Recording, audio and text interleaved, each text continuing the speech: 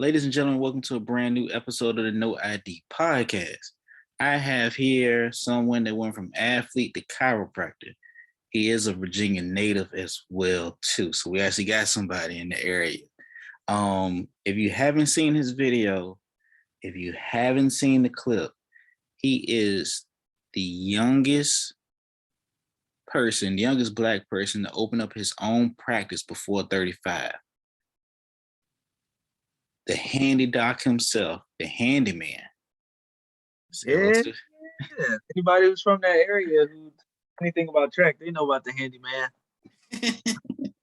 If not me, they probably know my little brother. He played basketball. So one of us, either me, my brother, or my sister, one of them, if they pay attention to anything sports related, they'll know about one of them. So I just want to give you your flowers for stepping out there. The post, we got to put some respect in your name as well too, because we don't see as many of us in your. That's probably why I did it. It was funny because he was asking, he was like, "Well, what does you being black have to do with anything?" I was like, "It has everything to do with it." I was like, "I shouldn't even entertain this." I'm like, "People don't see this," so I was like, "I put it out there," and I was like, "If it takes one person to have to be that person to inspire somebody else, like I had people from all over see this thing. Like I had little kid out in like Michigan, like he was telling me his story of how he wants to grow up and be a doctor so he can take care of his mom. I was like, never would have thought that I could reach that many people. Yeah, you never do. You surprised. I don't know. I think it was like Successfully Black or Black something. Man, that thing took off, dude. Like, I think now it's almost 1 million people have looked at it. It's close. It's pretty close. It's like 950, 9 something. I don't know. Shit, you went viral. I know they went viral. The one after that went viral too. So I'm like, well, got some steam going. I'm with it. So it's pretty cool. I'm not a big in front of the camera kind of guy, but I was like, this is fun. So how did you get your start? Because it says you were an athlete first. What sport were you in? Oh yeah, so I was did track at George Mason. I was a long jumper, triple jumper, hurdler, 4x1. It's kind of a Swiss Army knife for the track. A big thing there. I started off at Mason. I was an engineering major to start off. Like you couldn't tell me I wasn't going to be like a civil engineer or architect. Like I had it burnt in my mind. That's what I was going to do. And then I got injured my freshman year, and that kind of sidelined everything. Like it was a point where I couldn't walk, and we had a team doctor, and that kind of changed my whole perspective of what I wanted to do in life. So had a good experience there. Still good friends with the doctors there. Just I don't know. It was just amazing to see what can be done in a short amount of time. Like it didn't take long at all to go from where I thought my career was over to now I'm back and doing my thing. So did you start off working in somebody's office first, or you went straight to on getting to your own practice first? Oh no, I was working as an associate first. So took an associate doc position, learned a lot from that person.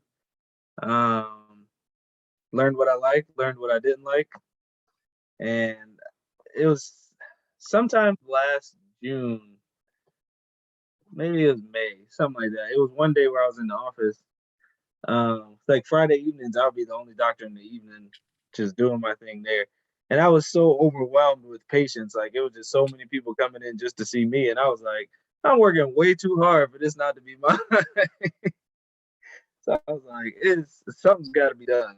So I was like, I'm saying this is way too much labor for not enough, on the green side. So things didn't work out at that place, and I'm grateful for the experiences I learned there.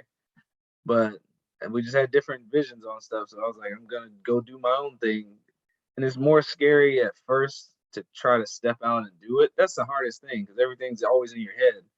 And it's never gonna be the right time to do anything like that. But I just kind of jumped out on faith and got put in a situation where I could have a spot and kind of build from the bottom up. So it's kind of where I'm at now. I'm gonna be looking to get into a bigger space probably in the next year or so. But for a starter place, I was like, I couldn't have found a better spot.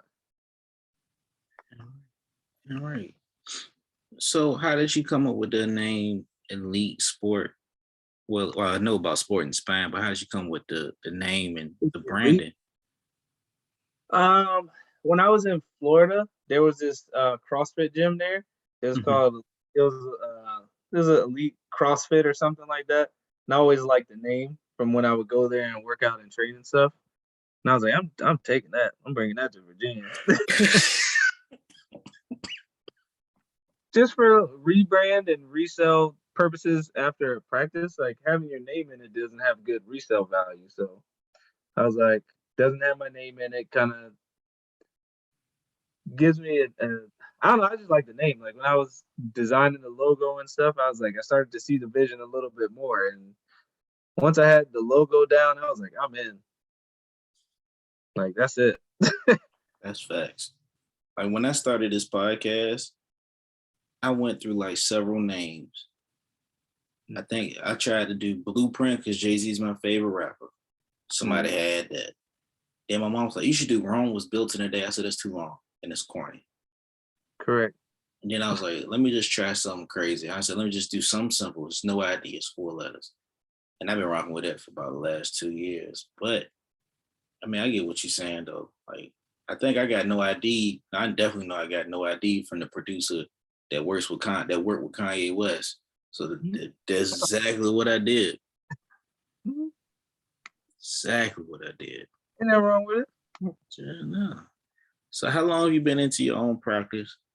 And like what is the ultimate goal? Because you've told me before that, well, I don't know if it was recorded or not, but the representation of this video that you did has inspired a lot of people. The video was actually like a reason for me to, I'm gonna post it on my page and tag you in as well too, but that video was a reason for me to actually reach out to you. Wow, see? And I'm like, we were just having fun. Just I don't know. Like one of my best friends, she helps me with a lot of my marketing and brand stuff. Her stuff is Digital Dash. She's Mm-hmm. really good, like with just branding and digital marketing. So she's the one who put this idea. She was like, we should just start doing some reels, and we just started running with it.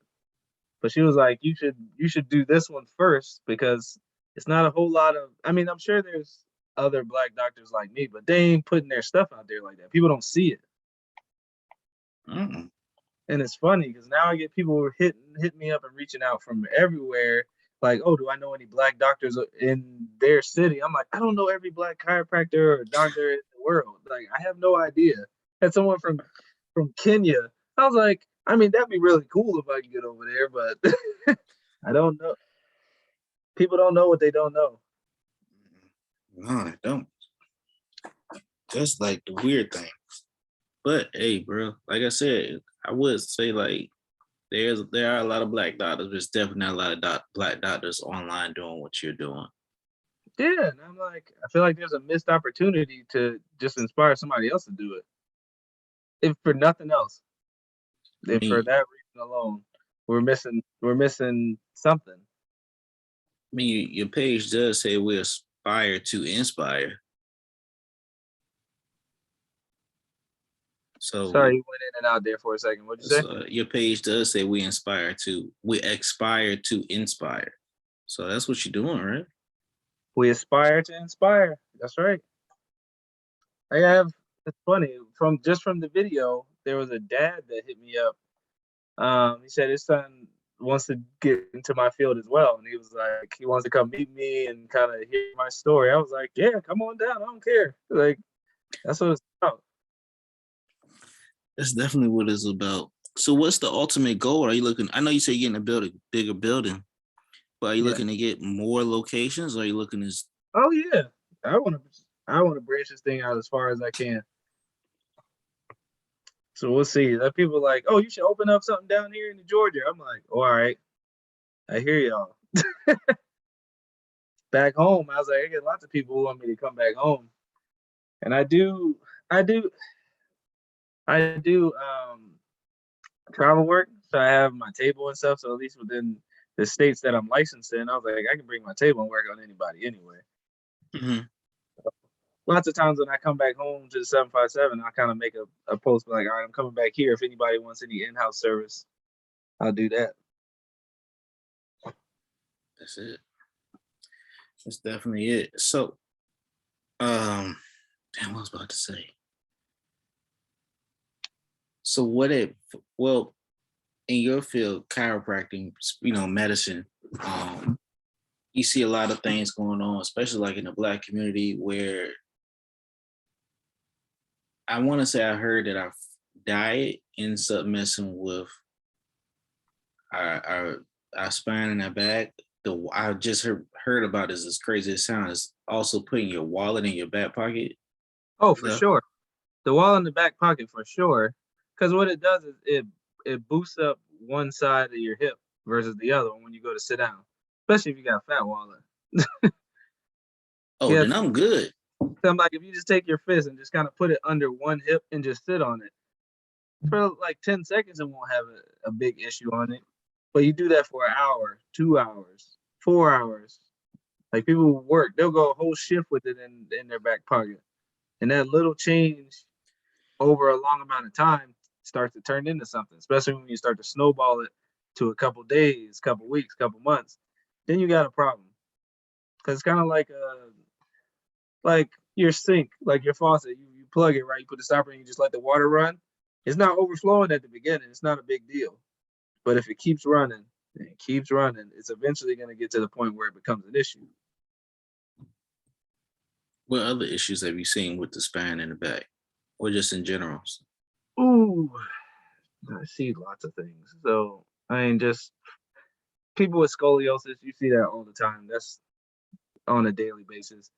Um, Being at everybody's home for working on the computer, get a lot of back pain, neck pain, headaches. Some people having like numbness and tingling either to the arms or to the legs. Um, get some people with acid reflux issues, constipation, uh, restlessness, or just not getting deep sleep. So things you wouldn't think of directly affecting um, the spine, but I see a lot of very different things. But what I tell all of them, I'm like, your body's smart. Like your body, you cut yourself on your arm. I ain't got to tell you to heal. It'll heal on its own. And so I'm like, I don't heal anything. Like your body's smart. I just help. And that's what I try to tell people. I'm like, this is a two-way street. Like I'm gonna do my job to help put you in the right situation. But I give my patients homework, and I'm like, you're gonna do this because I'm like, you're gonna be a part of your care because you're only gonna heal as fast as you want to.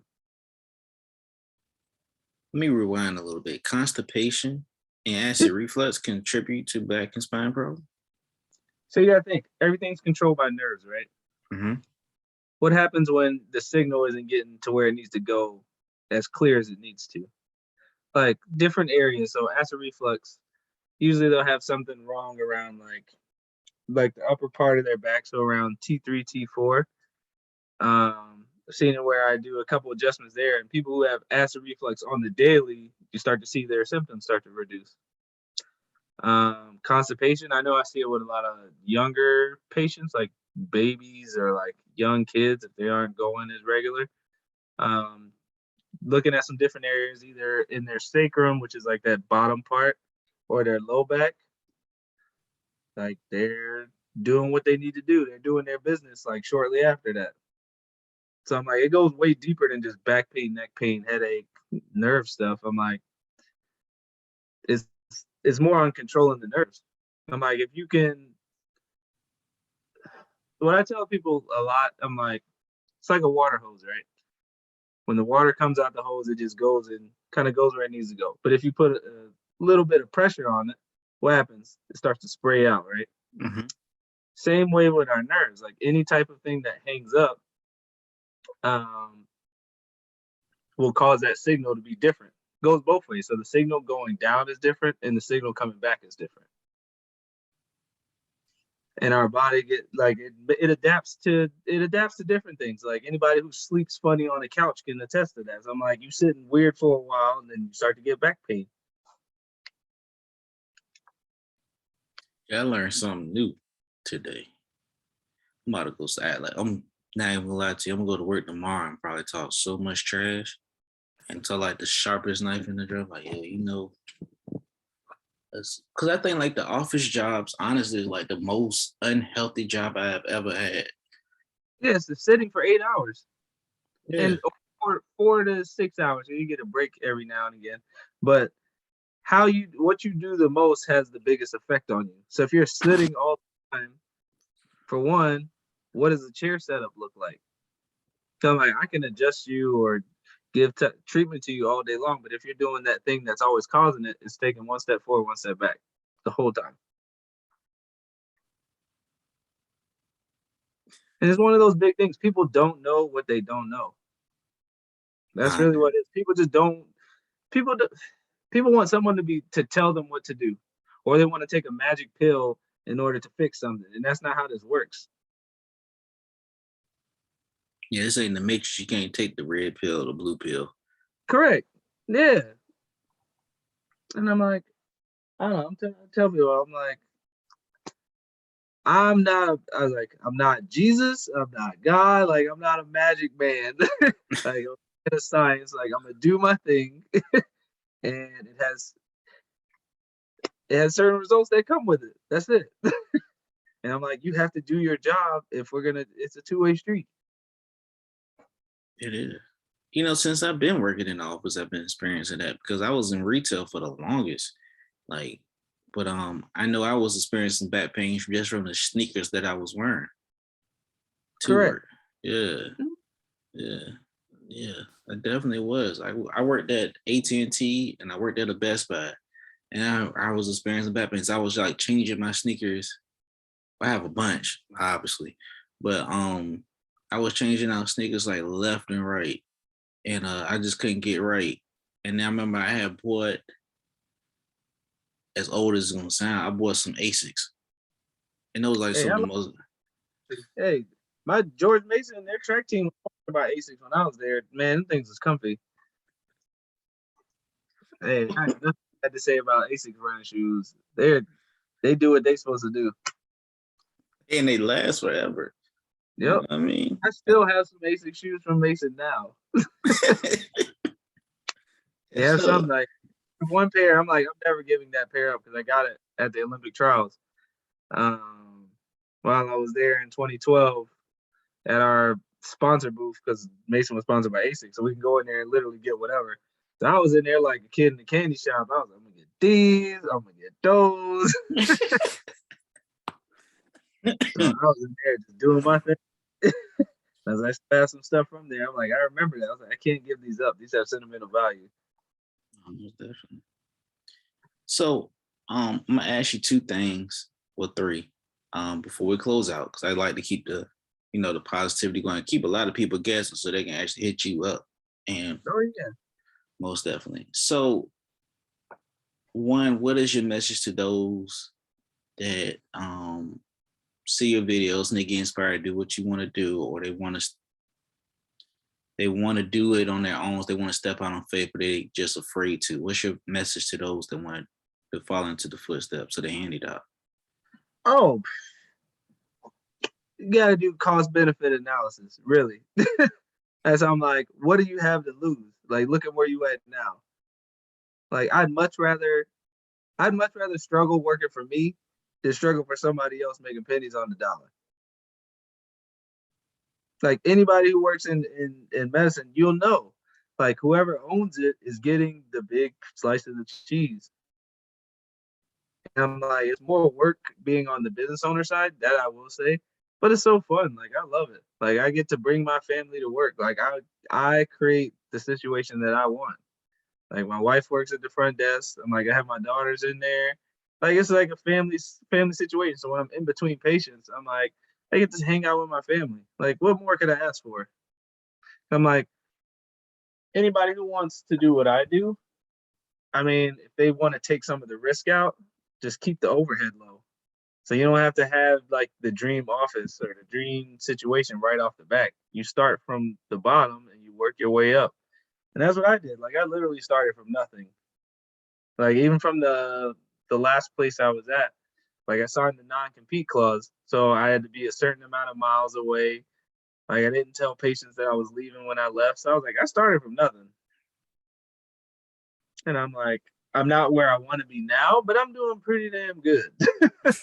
I'm like, I have no complaints. No complaints. I ask everybody this that comes on the podcast, being that I am a comedian, your top 5 comedians with a starting 6-man, dead or alive, in any order. Dave Chappelle, Tony Baker, he is Sigma too. That's my man's. See him in May, so that'll be cool. Gotta have Bernie Mac in there. Who else getting thrown in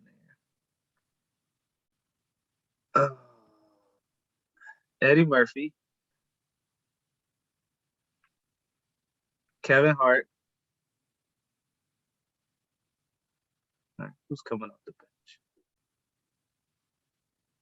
I mean, Cat Williams would be like a number 7. He ain't gonna be in the top 5 or 6. He'll be the 7. In the 6, I like the OU. Okay. Well, for those that listen, especially at this part, my list is going to change every time, but it's always going to have these 3 people in there, being that they were some of the ones that actually let me work with them. So we got Nori Davis, Michael Kyer, D Militant. Those will be the top 3, no matter what. For you. For me. Hmm? Number 4 is Jerry Seinfeld. 5. I don't know if you see my comment. I'll send you a clip, but it's pretty similar to Jerry. I'm gonna keep it honest with you. I'm pretty similar to Jerry. I always felt some way about Seinfeld, and some other show because they pretty much copied Living Single for one. And what was the other one? There's another show like they just straight up copied everything from there. Friends, yes, that's the other one. Yes, straight up copied Living Single. Friends, they did. Erica Alexander will say like, come off the top and say, when this is true, like she went on a Breakfast Club. You guys can look this up. She said that Living Single's original name was supposed to be Friends. And it was supposed to be just like that. And then they didn't went with the idea. They didn't like the name, so they went with Living Single. But I think a year after Living Single was on the air, it turned into Friends. Friends came on TV, and Friends was running for years to do it. Seinfeld was a show about nothing. But Seinfeld will tell you in his stand-up that his mentor in comedy, a lot of people think it's like Larry David. It was actually George Wallace. Okay. So but you know, it's very observational. So you'll see him do that. But I think, let me just say this too. Living Single was a great show. Martin was a great show. But with Martin, when they got rid of the Mr. Otises and the Roscoes and the Dragonfly Jones, I thought the show was like, damn, like that was like the attraction. Yeah, they took it away. Yeah. And then when it came towards Living Single, when Kim and Overton got married and they moved Kim out the house. Yeah, that was it. Show's over. There ain't nothing else to talk about. Like the show's over. You split up the main cast. Like, nah.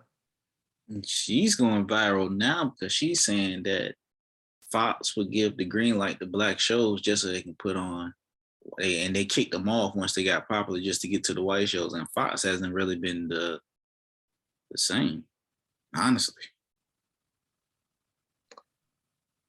Yeah, but they usually put out some of the more egregious shows. Like, wasn't Family Guy and American Dad on there for a little bit. Yeah, they were. But I never was a fan of Family Guy. I damn sure wasn't a fan of them. American American Dad Dad or Bob's Burgers. What about you? or the Cleveland Show, the spinoff. I never watched it. Oh man, Cleveland Show. That's just all black people, very much. It, That's a it spinoff of Family Guy.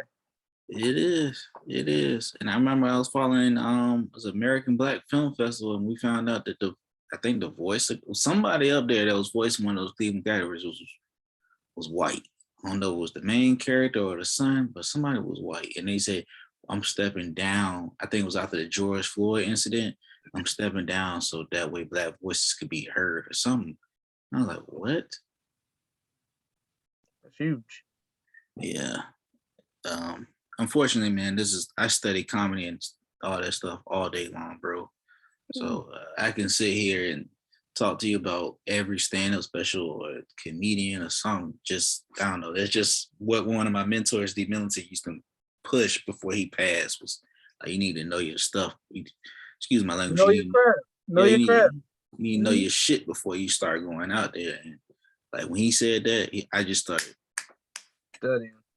started grilling. Damn. Number 5, let me say this too, is Ali Sadiq. For a lot of people that don't know, that's Mexican got on boots. My 6th man coming off the bench is Rudy Ray Moore, Dolomite. Okay. Yeah, those are that's deep. That's deep. If anybody wants to get in contact with you, they want to follow your page, they want to see your work, they want to see this clip that we're talking about, how do they do that?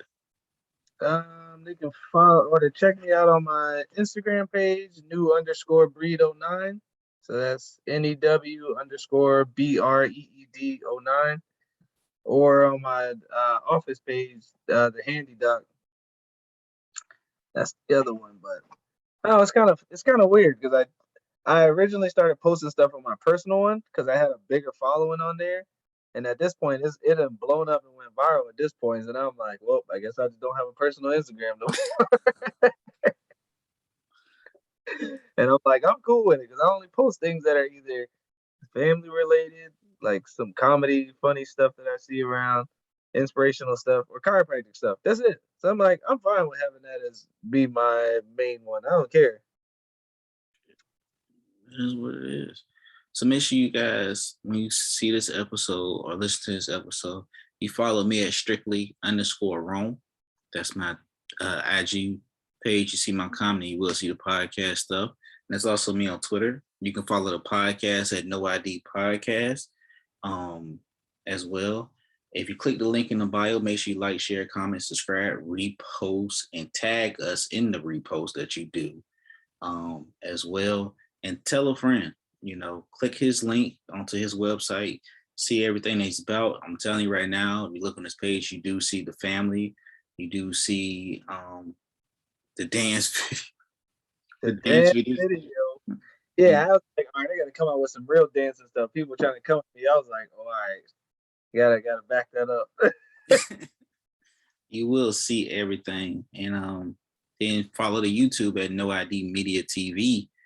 You will see, of course, podcasts. You will also see a couple of stand-up clips, maybe a couple of skits as well too. But No I.D is going to a whole different direction. So I will give those that's listening and watching this podcast right here. I'm just supporting Black business. I do want to give this man his flowers. Stepping out into faith, because it's not that many of us that actually do. I mean, it is a lot of us that do us. And I'm telling you, look, that mirror talk is real. Like in the beginning when things were slower, man, looking at myself in the mirror and just having self-talk. Because I'm like, you can lie to everybody else, but you can't lie to that man in the mirror. Nah, you can't. You cannot. And I'm like, it's tough. It's tough to look at yourself and have to, believe the words that you're saying. And I'm like, it took looking at myself in the mirror. I was like, there was a lot of self-doubt in the beginning and feeling of like imposter syndrome where you've earned this title, but you don't feel like you there yet. And I'm like, I had a lot of that, but now I'm like, nah, I'm on my shit now. Like I'm like, this me. Talk your shit. Yes, that's how. But I'm like, I try to keep humble. That's how I was like. It's funny because people will comment on my stuff. It was like, oh, I didn't think you would respond. I was like, why wouldn't I? Like, this is mine. Coming from somebody that reaches out to a lot of people, it a certain, I don't know, it don't matter the certain number of followers, but like somebody can have 500 followers or have 12 million followers. You'd be surprised they actually respond, because I've had some people read my shit and then I can be like, oh, I'll do it, and they never get back to you when they say when they're gonna do it. Like you ask them, I have people read it and not say anything at all. Or I've had people literally just not respond at all. I don't know how their social media works, but you're very personable. So shit, I appreciate you, bro. Hey, I ain't mad at you. Keep reaching out to people, man. You miss all the shots you don't take. That's it. Fact. I thought I'm like, I take my shot. I'm like, I'm betting on me. That's it. That's it. All right, we're gonna let it sign this off. Make sure you follow this, I follow back. Make sure you reach out and just keep supporting Black business, keep supporting Black doctors as well too. And that's it. Appreciate you, man. I'm gonna have to hit you up when I'm back in the 7-5. Yeah, bro, most definitely. I might put you onto some Seinfeld. So I'm just kidding.